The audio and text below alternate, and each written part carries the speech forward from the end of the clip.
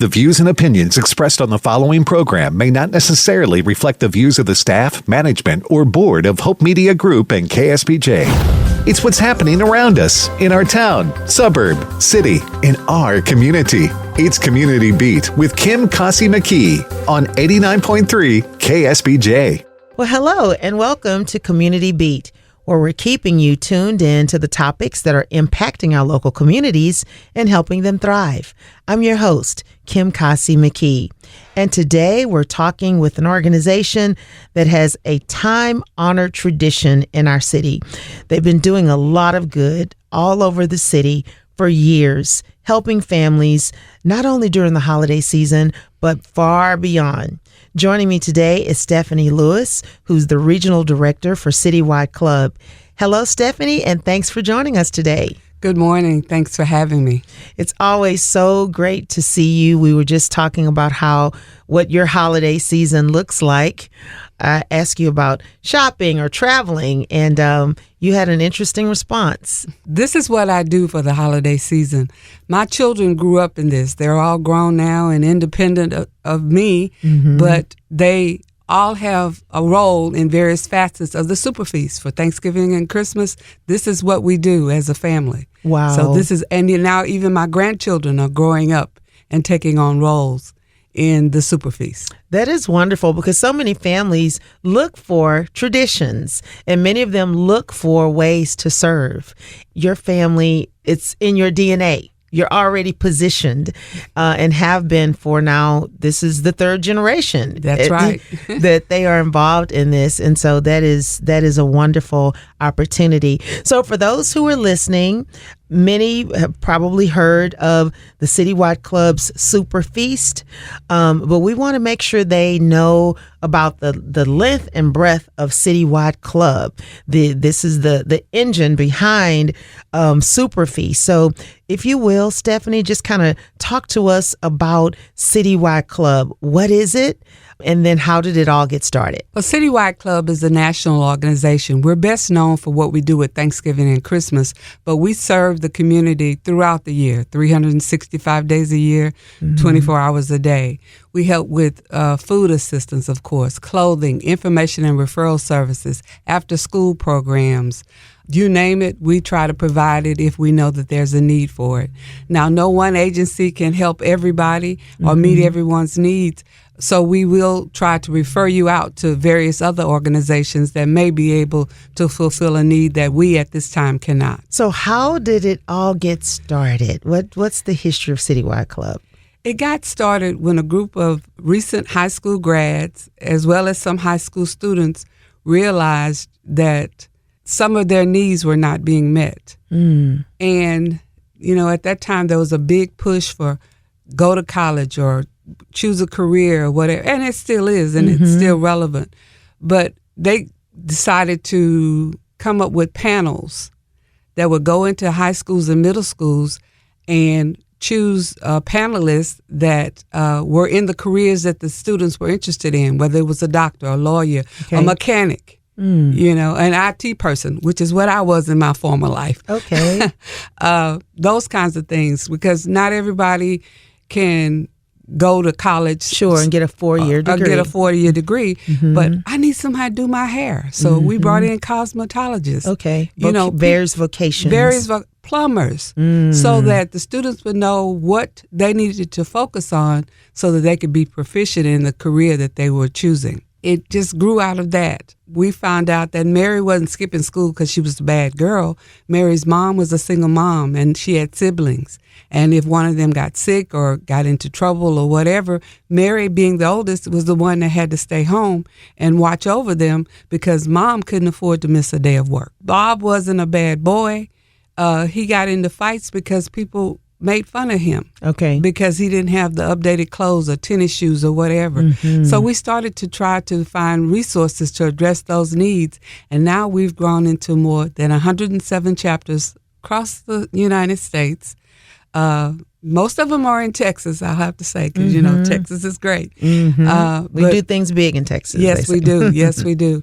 But Houston is the foundation. Okay. And, we do the super things here in Houston, like the Super Feast and things like that. But we, as students graduated from college and high school and moved to other areas of the country, some of them took a portion of what we do to their local areas, whether it's information and referral or, helping with a food pantry or, clothing distribution, whatever particular piece that resonated with them, that's what they took with them. Wow. So these students actually was the idea of even serving the community food, clothing, was all of that birthed out of that? It just grew out of that. Okay. They just knew they wanted to do something to make a difference. Yeah, they just knew when it was time for them to leave this community that wherever they landed, they wanted to make sure that there was something of this sort being offered to the community. I see. So the chapters, 107 chapters, networking chapters, are they all autonomous and they all provide different services based on the needs in that community? That's exactly right. Okay. They have to make a certain agreement to bear the Citywide Club name. Okay. But yes, they're autonomous and they serve the particular needs of their community because not every community needs everything. Sure, absolutely. So how long has Citywide Club been in existence? We were organized in 1977. Wow, that is quite a history. Yes. Not to mention the growth that you have no doubt seen through the years. So tell us, how did you become involved with the mission of Citywide? Because that was another question I asked you earlier about how long you've been with Citywide Club, a part of that 45-year history. And so tell us a little bit about your journey. Well, I was a volunteer. I came in as a panelist because I worked in computer information systems at HLMP at the time. Okay. And so I came in to talk to the students about what it took to prepare for a career in IT. Okay. And I began to get involved in other activities and things like that. And I've been here ever since. For a long time. You determined not to put a number on that, huh? No, because then you can calculate my age. Oh, listen. You look amazing. Thank you look you. amazing. Well, that is great. So many folks have come to know about the annual Super Feast. Tell us about that. It's such a homegrown staple in the city. It looks like it's on every news channel when it happens in Thanksgiving and Christmas, but I can only imagine the behind the scenes organization that it takes. One of my previous jobs years back was volunteer director at a nonprofit. And the scale of that was nowhere near what you're having to do in your team to mobilize and get hundreds of people in place to serve thousands of meals. So talk to us just kind of about that machine, those major feasts that you do in our city. Well, it takes about 4,000 to 5,000 volunteers to pull this off. Oh, my goodness. Yes. And so that takes a lot of coordination. Yes. And due diligence and behind the scenes So work. much planning. You never stop planning for Super Feast. You become intense in about June. Then your focus is on the Super Feast. Wow. Yes. Because we need to make sure that all areas are covered.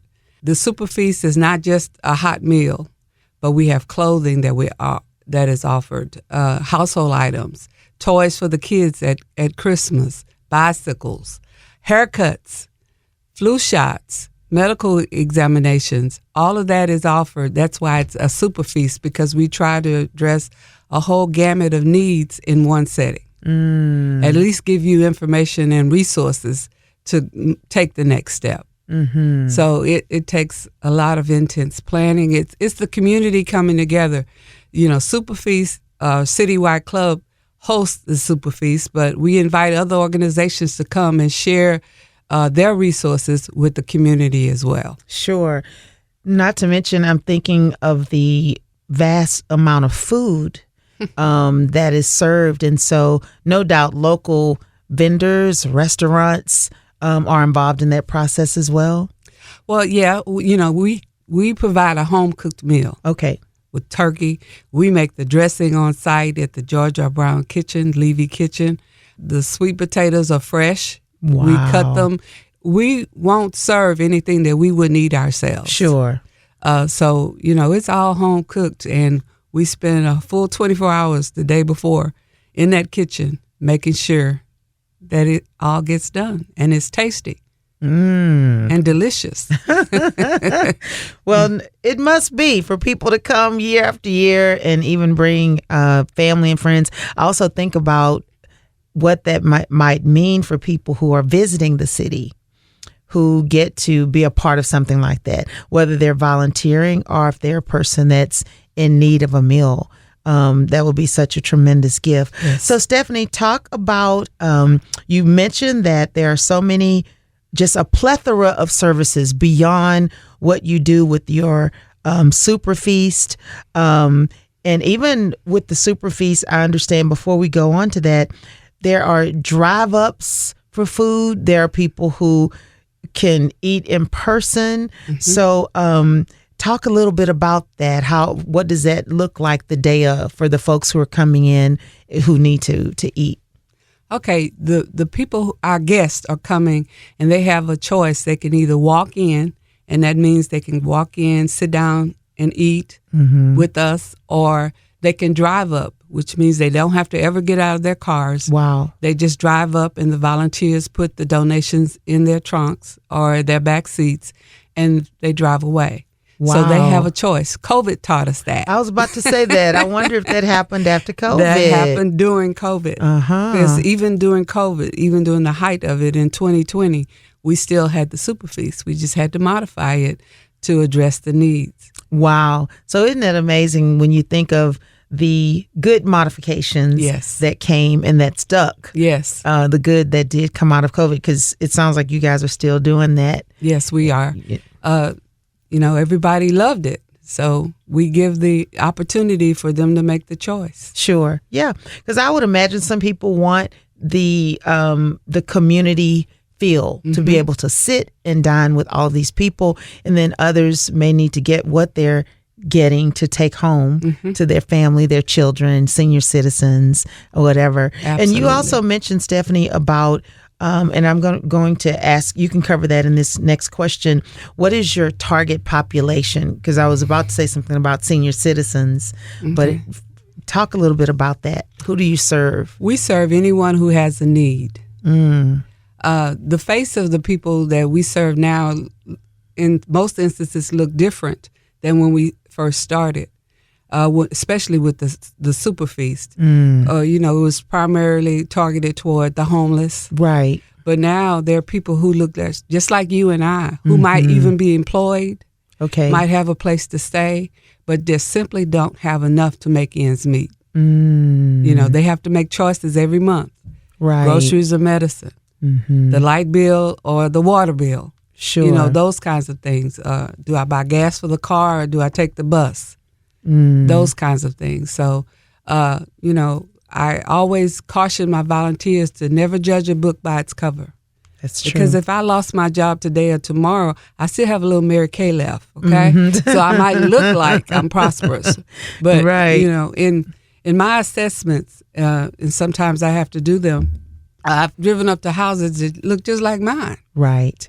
But once you go inside, it tells a different story. Right. So, one of the reasons we think the drive-up is so successful is because people don't have to open themselves up. I'll put it that way. Sure. And, they just drive up. We put it in their cars. There's less room for judgment. Yes, absolutely. So. Wow. So speaking of, my next question had to do with stipulation. Are there stipulations are requirements for people who are coming for the food? In other words, are they needing to bring a light bill? Are they, you know what I'm saying? What do people have to do? No. Anyone who comes on that day and we still have something will be served. We do ask people, especially the ones that we've served throughout the year, to call in and let us know they're coming and which mode they want to accept in, whether it's walk up or drive. And that's just so we know how to prepare. Purposes. Right. But no one will be turned away on that day. As long as we have commodities to give, they'll be served. Wow, that is absolutely incredible. So what are some of the other types of services. You touched on them a little bit at the beginning. If you're just tuning in, we're speaking with Stephanie Lewis. She's the regional director for the Citywide Club, who happens to be the sponsor of the Christmas feast and also at Thanksgiving, the Super Feast, as well as a plethora of services. And so, as we mentioned, Stephanie, you guys do this huge family gathering, if you will, citywide family gathering at George R. Brown Convention Center year after year. But then there are some other services that people may not know that you provide. And talk about what are some of your more popular services that people come that they need to access through Citywide Club. Information and referral services. We'll help you find someone that might be able to help you. Utility and rental assistance. It's a big one. Job leads. We try to help provide those. Educational opportunities. If we hear about it, we try to make sure the word gets out. After school programs, we work with various organizations to help provide them for enrichment and tutorial services. We even have a program that involves senior citizens where we will pair them up with people that we've helped to find employment. And they just act as surrogate grandparents, especially if that family has children. Miss Sarah might call Mary and say, okay, it's 6:30. You have to be out the house by 8. Are you up? Are the kids ready to go to school? That kind of thing. And then when they return home, because a lot of employers complain that production goes down between 3 and 5. And guess why? That's when the kids get home and they're calling mom, repetitively for trivial things. Sure. So they will call Miss Mary or Miss Sarah, I'm sorry. Okay. And the surrogate grandmother. And say, we're home. And she's going to say, okay, your mom left a snack for you. Oh, Get your snack and now let's do your homework. Make sure. That is awesome. Yeah. And, if something goes wrong, Miss Sarah will make sure that the proper people are notified, whether it's mom, whether it's the authorities, whatever. She'll act as that surrogate. What a novel idea. So these services like your information referral, utility and rental assistance, job leads, educational opportunities, are these volunteer-driven initiatives? Yes, they are, and they're all free.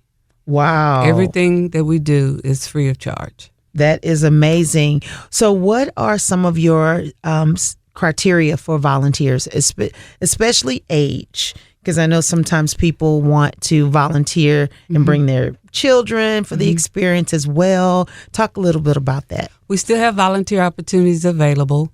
We ask that if they're under 16, that they be accompanied by a parent or an adult. Okay. And that's simply for their safety as well as everyone else's. Of course. There are certain facets, especially of the Super Feast, that children under 16 cannot serve in. Sure. Can't be in the kitchen and that kind of thing. So if you work with us and are willing to take the assignments that we give you, you and your family can volunteer as a whole, even if they're younger children. And then also we ask the volunteers to keep in mind that there are a lot of people, and that if you know your child is not able to handle big crowds, that you keep that under consideration, because the worst thing you want is a meltdown in the midst of everything that's going on. Sure. So we just caution them that. But volunteers opportunities are available.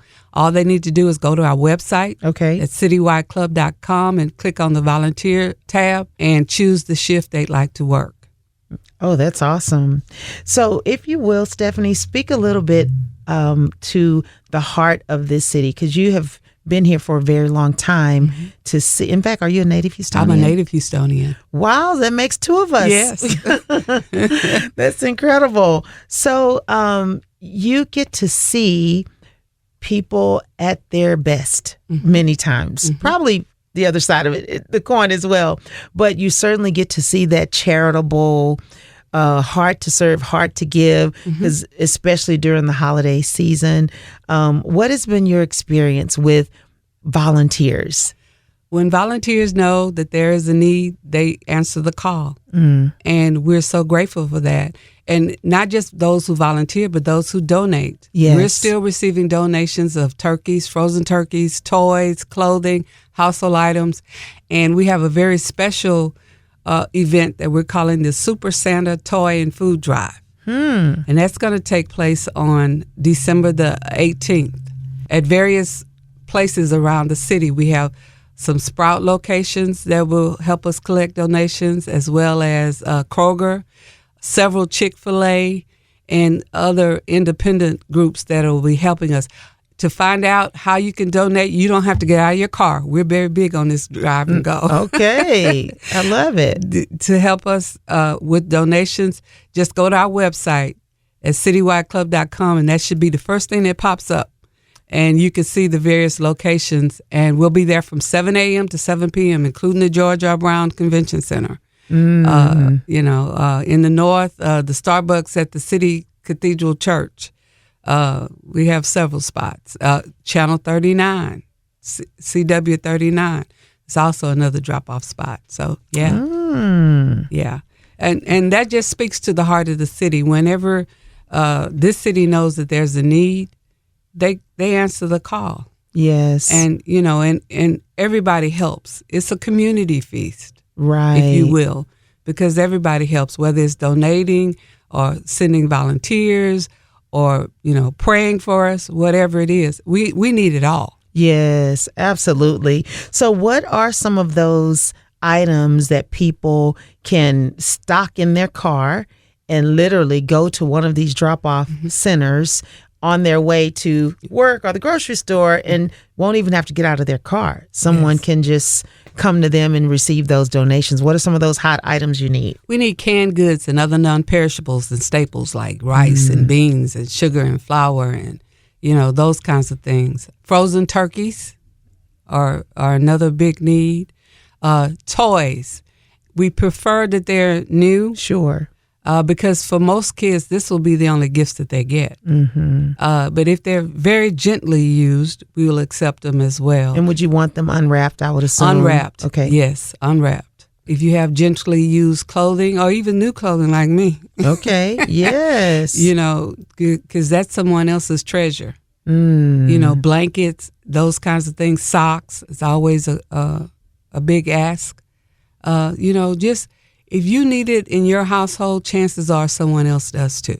Wow. And so, again, these donations can be for women, children, men, just a variety of folks that could use Jackets these. and coats are another hot item, because we never know. In Houston, it's that's right. We cold actually in the need morning, some hot right at now. night. Well, we need it this morning.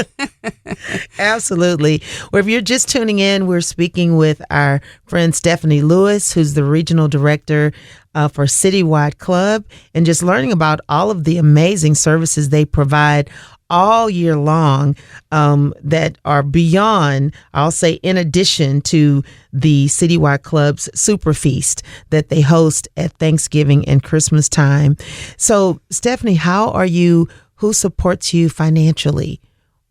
The community. Yes. The community. When I say it's a community feast, it's a community feast. We have companies, individuals, groups that support us financially or by giving donations, and we appreciate that a lot. And I wanted to add that typically we hold the Christmas Super Feast on Christmas Eve. This year I want to make special note that it'll be the 23rd. Yeah. So I don't need a whole bunch of people showing up on the 24th. Whoa. I'll be at home for the first time in 45 years. Oh, my goodness. Yes. All right, folks, you heard that from Stephanie Lewis. The Super Feast for this year will be on the 23rd rather than the 24th.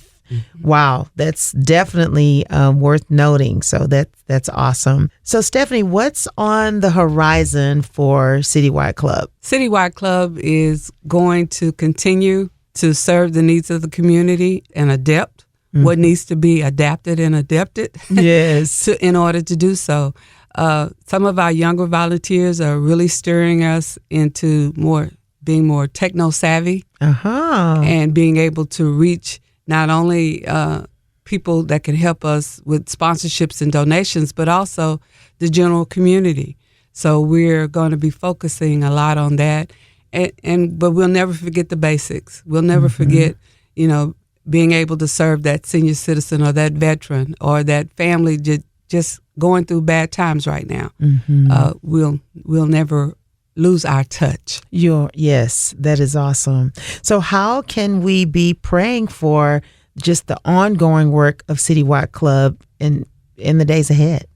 Well, just pray that we will have the resources that we need in order to serve the community. Pray for wholesomeness of what we do, and that everyone who comes on Christmas will be served, feel the love that we're trying to give. That's awesome. So tell us, where should we go to learn more about your programs and services, or to sign up to volunteer?